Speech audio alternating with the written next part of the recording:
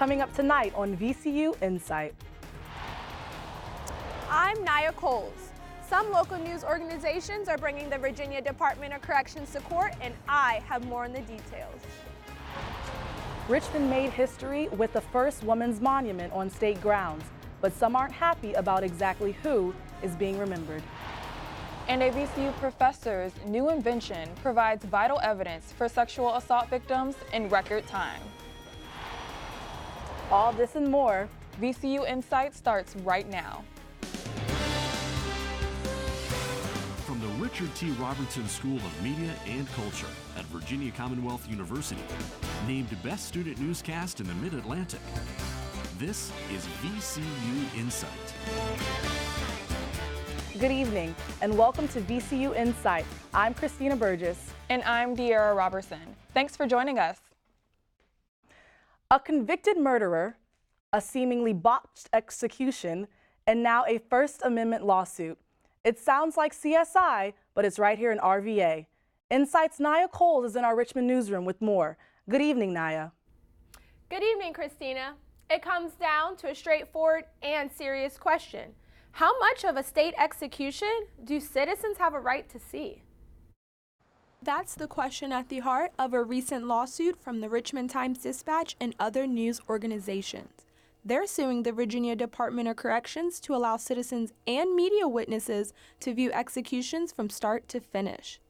It stems from what critics are calling the botched execution of Ricky Gray in 2017, a convicted murderer put on death row in 2006. The execution was delayed by more than half an hour by what state officials later said were problems in placing the IV lines for the lethal injection, all behind a closed curtain. Bill Farah is from the American Civil Liberties Union of Virginia. He says they object to all of the secrecy surrounding executions. And we'll never know what took place during that time, if he struggled in pain, if he bled out on the table. We'll never know. Weeks later, the Virginia Department of Corrections said that no one will be allowed to see those initial preparations. Yes. Farah says states have to get everything right when it comes to executions. And so we believe very firmly that if we're going to do it, we need to be open and honest and transparent about every aspect of that. Though Farah and other news outlets like the Richmond Times-Dispatch want an answer, Alan Gernhardt, director of Virginia Freedom of Information Advisory Council, said it is now up to the courts to decide what will happen. There are specific rules on who is to be present and not present. The Advisory Council is part of the Virginia legislature. They don't take any sides, but they are paying attention. We stay neutral. We don't take a position on litigation at all, so I'll be interested to see the outcome. In a motion filed last Thursday, the Virginia Department of Corrections asked United States District Judge Robert Payne to dismiss the case. The case is still ongoing. The Department of Corrections did not respond to requests for comment. Christina? Naya Coles from our Richmond newsroom. Thanks, Naya. October is Domestic Violence Awareness Month, and VCU is participating by spreading awareness. University Counseling Services hosted the We Won't Stay Quiet Domestic Violence Survivors Speak Out last Wednesday at the Monroe Park Campus Library. The event included a speak out by survivors, self-care activities, and food. Students could also engage in some furry therapy with the dogs from the Dogs on Call program. It's time to mark your calendars. The 2019 Virginia general elections are just around the corner. Tuesday, November 5th is the National Election Day, and voters are going to choose who they want to see in the Virginia General Assembly. All 140 seats in the Virginia House of Delegates are up for re-election. If you can't make it to the polls, the last day in Virginia to request an absentee ballot by mail is by 5 p.m. on Tuesday, October 29th. The deadline to vote with an absentee ballot is Saturday, November 2nd. All polls in Virginia will be open from 6 a.m. to 7 p.m. on Election Tuesday. A craft brewery in Richmond is releasing a special beer in honor of Tommy the Pitbull, who died earlier this year. Tommy was found tied to a fence and set on fire in a Richmond park. Three Notch Brewing says the color of the beer reminds them of Tommy, a hazelnut brown. Tommy's Law took effect throughout Virginia this summer, raising the crime of animal cruelty to a felony, punishable by up to 5 years in prison. Proceeds from each sale will go toward Richmond Animal Care and Control. After almost a decade, a monument dedicated to Virginia women made its debut last week. It's called Voices from the Garden, but as InSight's Alyssa Bernier explains, there's controversy about just who is being honored. When I saw it from a distance, I was very excited. Valerie Setzer visited the new Women's Monument at the Virginia State Capitol from Fredericksburg. I think it's just marvelous. You don't find statues of females very often. And that's because it's the first of its kind on state grounds in the nation. In a recent interview, sculptor Ivan Schwartz says the monument is what he calls a new beginning, a deeply significant moment in the history of the nation as we begin to address centuries-old sins of omission. Currently, the monument has 7 statues, just like the one you see here. 5 more women will be added at a later date. However, some people disagree about who will be commemorated. Virginia political advocate Sophia Lynn recently sent a letter to the Virginia Capital Foundation in protest of 3 women being added to the monument due to their direct and indirect association with slavery.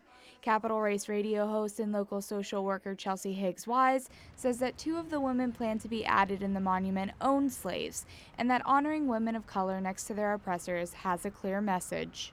The idea that there are these Confederate statues all over the South to spread a narrative, this is just an upgraded remix strategy of how to do that. Wise says by reaching out to state delegates, there is still a chance to stop these statues from making the cut. For VCU InSight, I'm Alyssa Bernier. Each of the garden's 7 statues cost an estimated $200,000. In all, the monument cost almost $4 million, with money coming from individual donations, businesses, and organizations. The queen of them all, Queen Latifah, came to Richmond last week to host the Women's Achieve Summit at the Richmond Convention Center. It was a sold-out crowd with 14,000 in attendance and co-hosted with Virginia Senator Mark Warner. The summit celebrated 400 years of women's achievements in Virginia. It was in partnership with the annual Virginia Women's Conference. The event included panel discussions, interviews, and keynotes from notable female business leaders, politicians, and major public figures. The holiday season is a time where many people help those in need. With the holidays right around the corner, a local Christmas mother is counting down the days until the magical season begins. InSight's Shravan Gunavarpu sat down with her to learn more about what makes her unique. I'm in the studio today with Powhatan's 2019 Christmas mother, Betsy Blandford. Betsy, thanks for being here. It's my pleasure. Thank you for having me. First of all, congratulations on being the 2019 Powhatan Christmas mother. I imagine it's one of the most amazing things that's happened. It is an absolute pleasure and delight. I was thrilled when they asked me. So talk about what the Powhatan Christmas Mother Foundation is all about. Well, we're a group that is devoted to making Christmas wishes come true for children up to the age of 18, seniors, and those who are disabled by Social Security or considered disabled by Social Security or the Veterans Administration. We also help people throughout the year, but right now is our, of course, peak time. We're taking applications, and then we'll have shoppers go out and fulfill the Christmas wishes. And then we have our group of elves who deliver gifts for those who can't come and pick them up. That's wonderful. So, like, what are some examples of gifts that those people have received? Well, we have families who ask for toys, for clothes, boots and winter coats. We have families who ask for some home items like blankets and towels, things like that. We also are assisted by the Richmond Bike Club for children who need bicycles. And we're very happy to offer those to our families. So certainly it's the stuff that we might take for granted in this time of day, those will definitely be really sacred to those who are absolutely in need. Absolutely, yes. We do have an income limit, and we, of course, use those as our guidelines for assisting families. But we try and be as generous as we can. And as I say, we do help families and individuals throughout the year as the need arises for assistance. Absolutely. So what are some ways we as a community could help out? Because certainly after hearing what you say, I'd love to help out in any way I can. So what can we do? Well, that is very kind of you. We have a number of fundraisers. We have one coming up on October 24th from 3 to 6 at Three Crosses Distillery. We have also another one on December the 12th at Fine Creek Brewery. We have a dollhouse that was handmade and donated to us, and people can stop by C&F Bank on Anderson Highway in Powhatan and purchase raffle tickets. People can go to our website at powhatanchristmasmother.org, and they can donate through PayPal or send us a donation at Post Office Box 461, Powhatan, Virginia 23139. All of that information is on our website, again, at powhatanchristmasmother.org. Wonderful. So is that also the way they can get in contact with you if they want to help out? Absolutely, yes. All of our contact information is at that website. I've been speaking with this year's Powhatan Christmas Mother, Betsy Blanford. Thanks for stopping by today, Betsy. Thank you for having me. This has been wonderful. Richmond's Lewis Ginter Botanical Gardens recently said goodbye to their fluttering friends. Since April, up to 600 tropical butterflies filled the air of their conservatory. They included giant owl, tiger longwing, and monarch butterflies. They'll live out the rest of their days in Tucson, Arizona. But the butterflies will be back at the Botanical Gardens this coming April. When it comes to solving crimes, time is always of the essence. That's especially true for sexual assault. One VCU Scientists New Invention should speed up getting some critical answers. InSight's Jerron Nutter has the story. Dr. Tracy Dawson-Cruz is a professor and chair of VCU's Department of Forensic Science. Cruz and her team invented a device that analyzes DNA from sexual assault evidence in groundbreaking time. Typically, this can take multiple days in a crime lab. Cruz's device reduces that to just 90 minutes. According to the Rape, Abuse, and Incest National Network, female college students are 3 times more likely to be a victim of rape or sexual assault. Cruz says today's alarming rate of sexual assault pushed her to make a change. And I worked in a crime lab for several years and understood that this problem is pervasive in our society. VCU forensic nurse Shelley Brown has been administering physical evidence recovery kits for 12 years. She says the invention could make a huge impact. Normally they use a tube per specimen, but the chip that she's using can allow you to test 6 to 8 specimens at a time. So, I mean, it's incredible. Dr. Cruz's device was invented in a lab like this, located in Harris Hall on VCU campus. Cruz's device is currently patented, and she's planning on getting it to other labs throughout the United States. So this could definitely impact things far and wide across the country, but definitely also here with our state crime lab system. And at just about $1,500, it's a lot cheaper than the $10,000 this kind of lab equipment typically costs. For VCU InSight, I'm Jerron Nutter. Cruz is currently looking at ways to expand the device so it can be applied to different cases.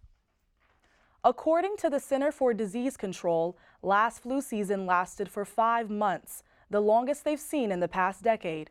To get ready, the Richmond City Health Department is offering free flu shots in designated areas around the city. Adults and children ages 5 and older are eligible. No insurance or ID is required, but they do ask that guests wear short sleeves for convenience. To find out where and when you can get your free flu shot, contact the Richmond City Health Department. An award-winning author recently told a VCU crowd that Richmond is getting it right when it comes to evictions. Matthew Desmond is a sociologist at Princeton University and author of Evicted, Poverty and Profit in the American City. At VCU's Siegel Center last week, he called Richmond's response to evictions, quote, amazing. Desmond's eviction lab found that the River City has the second highest eviction rate in the country behind North Charleston, South Carolina. The event was part of VCU's Common Book program, an initiative to emphasize summer reading. Evicted won the 2017 Pulitzer Prize for general nonfiction. Halloween is just around the corner, and some people are starting to get into the spirit. The Richmond bookstore, Book People, kicked off the Halloween season by turning their parking lot into Diagon Alley.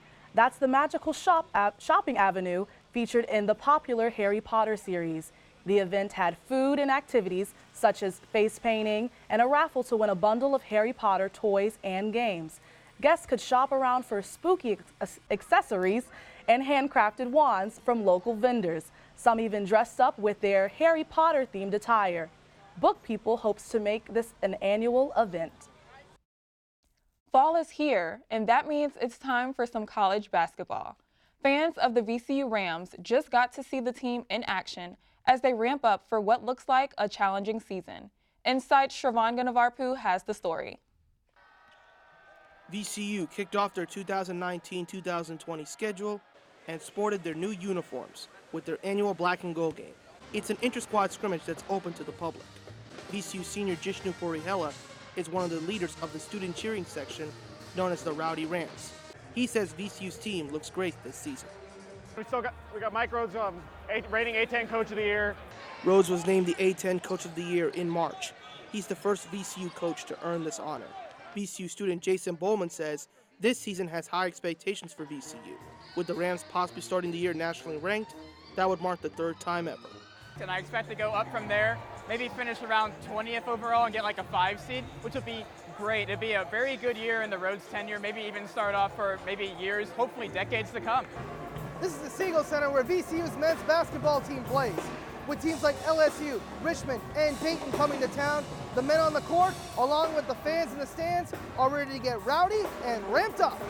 After the gold team defeated the black team 59-56, Rhodes said not to look ahead to any one matchup, but take the season one game at a time. You take care of the next game, the next one's even bigger, and it's a lot of fun. Purihela says he sees very big games in VCU's future. I'm expecting to win the A10 and make a run to the Sweet 16 of the NCAA tournament. Expectations set and maybe dreams created. Sounds like Rams basketball is back in action. For VCU InSight, I'm Shravan Ganavarpu. The VCU men's basketball team has made it into the top 25 preseason poll at 25. They opened their season against St. Francis in the Siegel Center Tuesday, November 5th at 7 p.m. InSight's Sean Jovins is in the studio with one of the team's starting players to talk about what it's like to play for VCU men's basketball, Coach Mike Rhodes. I'm here with Marcus Santos Silva, a forward on the VCU men's basketball team. Marcus, thanks for being here today. Thank you for having me. So, one thing I've always wanted to wonder about was, so you played for the team BABC, which is an EYBL AAU team, which is for high school students, right? Yeah. And in the EYBL circuit, it is one of the hardest circuits in high school AAU basketball. You have a bunch of Division 1 through 3 players, to be honest, and many NBA caliber players. What was it like playing in that circuit? When I first played, I had like old teammates on my high school team that played it, and they told me about it, so I was like a little nervous. But then once I just got out there, it's just basketball. They're all the same, and I didn't really find it hard. As long as I just compete, everything else was easy for me. Okay, and I know you're playing basketball. You told me you've been playing basketball for around 8 years, am I correct? Yeah. And you also graduated from Vermont Academy. So why did you choose to play basketball at VCU than any of the other colleges? When I came here, Will Wade recruited me at first, and I just liked the atmosphere. But then once he left, I was thinking about leaving. But then Mike Rhodes, he called me, and he was like, hey, man, I want to come down to your house and see your family, talk to everyone. And, like, no coach never did that with me. So I gave him a chance, and then just what he was preaching the whole time was just family, and I just felt real safe with him, and I've trusted, like, the whole staff. So me and my family thought might as well just stay. It was a good decision. Yeah, it seems like a great decision. You've been doing so well. I can see from the time first when you came here, you're averaging around 3 points, and now you went up around 7 to 8 points, averaging around 10 points. So after becoming a college athlete, how do you think your game has improved from high school? A lot. coming up to college, you learn it's just not the physical part, it's the mental part. So you got to be good with both of that. And then also time management and then maturity. Well, I learned a lot here, and I feel like it just helped me improve a lot as a player. All right, and so we're going to go back in time a little bit. Let's flash back to last year, the University of Richmond game at home. I know you know what I'm talking about when you had that highlight reel dunk, the posterizer. Please put me through what was going through your mind during that play. At first, I think I made a mistake on the other side, so then we got the ball back. So I was just like thinking about the last play, and then I was just at the three-point line, and then Dariante, he got it, and we was just going down. I just told him, just pointing my hand up, like, oh, throw it up. I thought I was just gonna have a wide open dunk. I didn't expect the kid to jump, and then when he jumped, the rest just happened, and it was just, I ain't really expect it. And the first thing I did when I got up was look at my dad and point at him. Yeah, I remember watching that play. It was definitely one of the craziest plays I've seen in VCU. And also, so what is it like playing for Coach Rhodes? I know this is like his third year, so what's it like playing for him? He just doesn't care just on the court stuff. He cares off the court. Like, if he gets on you during practice, he isn't the type of coach that'll just walk away after practice. He'll come up to you after practice is over and talk to you, and like he really cares. And then he always wants the best out of us. He always wants us to give it 100% because he knows that if we do that, we could be really special here. And I know you were kind of close with former VCU players, Louis Joncom and Sean Mobley. What is it like playing without them this year? It's kind of weird because those are the guys I came in with my freshman year. That was really cool with them and close, and then plus me and Sean had like a connection on the court, but I'm just happy for where they're at now, and I know they're going to do great things over there. I've been speaking with VCU men's basketball forward Marcus Santos Silva. Great to speak with you, Marcus. Great to speak to you too. Okay, so this next story is a little cheesy. Well, it's a lot cheesy. Richmond recently hosted its first mac and cheese festival at the Richmond Raceway Complex. It was a family-friendly event. And did we mention the cheese? There were more than 30 different flavors of mac and cheese from local top chefs and food vendors. Customers could try a sample and vote for Richmond's best mac and cheese. Mama's Barbecue took that honor, and picked up a $500 cash prize. Festival organizers did have a bit of a meltdown last month when a Northern Virginia event was canceled at the last minute. Some VCU students recently celebrated an annual Indian religious event in colorful fashion. It's India's festival of lights called Diwali, and it means different things among the faithful. According to the Religion News Service, a familiar theme for the event is liberation. On VCU's campus, members of the Indian Student Association celebrated with traditional Indian food and a service. More than a billion, that's billion with a B, people from around the world celebrate the holiday, which this year falls on Sunday, October 27th. And finally tonight, a new exhibition is on display at the Institute of Contemporary Art at VCU. And it examines one of today's toughest subjects, race in the United States. InSight's Morgan Masinka has our story.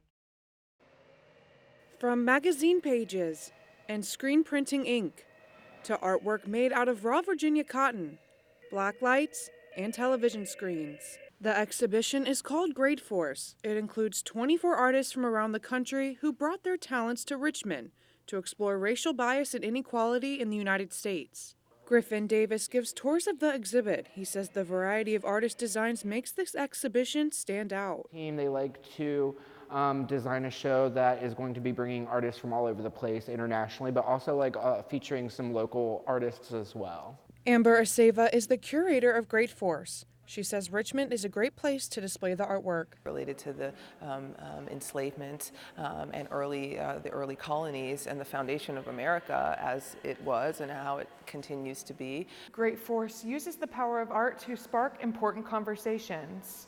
One of those conversations came from the title, Great Force, from acclaimed novelist James Baldwin in his 1965 magazine essay, The White Man's Guilt.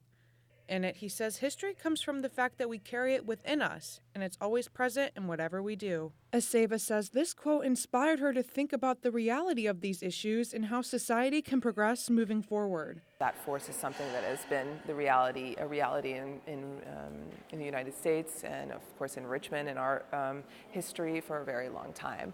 A reality that seems like it's left its mark, leaving one important message in the artist's creativity, embracing their cultures. For VCU InSight, I'm Morgan Masinka. The Great Force exhibition will run until January 5th. Christina, have you seen it yet? No, but I definitely will have to check it out. That does it for this edition of VCU InSight. You can see any of the stories from tonight's newscast by following us on Twitter and Facebook. Let us know about any stories you'd like to see on our show. You can also find the full show on our YouTube page. Just search VCU InSight. Thanks for watching. I'm De'Ara Robertson. And I'm Christina Burgess. We'll see you next time.